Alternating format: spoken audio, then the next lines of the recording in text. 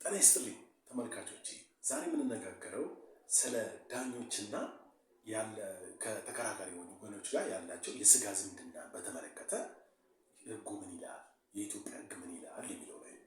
የኢትዮጵያ ህግ ግልጽ፣ ከዚህ በፊትም በነበረው ህግ እንደገና አሁን ተሻሽሎ በወጣው የዳኞች አስተዳደር አዋጅ መሰረት ዳኞች ከተከራካሪ ወገን ጋር ዝምድና ካላቸው፣ የስጋ ዝምድና ወይም ደግሞ የጋብቻ ዝምድና ካላቸው የሚደረጉት ምንድነው ነው?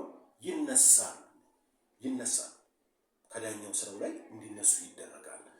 ለምንድነው እንዲነሱ የሚደረገው? ኬዝ ባይ ኬዝ ማለት ነው። ለምንድነው እንዲነሱ የሚደረገው ቢባል ህግ፣ ፍትህ ብዙ ነገሮችን ነው የሚያየው። ለምሳሌ ካልቸር ወይም ደግሞ ባህልን ያህል፣ ሃይማኖትን ያህል፣ ስጋ ዝምድና ያህል ልክ ነው። ስለዚህ ከሱ አንጻር በማየት የተሻለ ፍትህ አላገኝም ብሎ ያሰበው ወገን ካለ ያንን ማመልከት መቻል አለበት።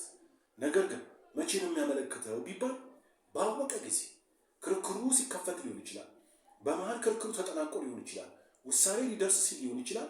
የስጋ ዝምድና ባላቸው መኖሩን ካወቀ፣ ያ ተከራካሪ ግን ባወቀ ጊዜ ወዲያውኑ ማመልከት አለበት። ለየት ነው የሚያመለክተው ሲባል ለዛው ለችሎቱ ነው የሚያመለክተው። መጀመሪያ ለራሱ ለዳኛው ነው የሚያመለክተው። ብቻውን የሚዳኝ ዳኛ ካለ ለምሳሌ ለራሱ ለዳኛው ያመለክታል፣ እንዲቀየር፣ ዳኛው እንዲቀየርልኝ ብሎ ያመለክታል። ዝም ካለ ወይ ደግሞ ምንም ውሳኔ ካልሰጠ ለይግባኝ ባይ ፍርድ ቤት ወዲያውኑ ማመልከት አለበት፣ ዳኛው እንዲቀየር ማመልከት አለበት። ስለዚህ ሰው ጋር ዝምድና ያለበት እና የጋብቻ ዝምድና ከአንዱ ተከራካሪ ወገን ጋር ካለው ዳኛውን እንዲቀየርለት ያ አመልካች ማስቀየር ይችላል፣ ማመልከት ይችላል። ከዛ በኋላ ይቀየርለታል። በነገራችን ላይ ግልጽ ነው።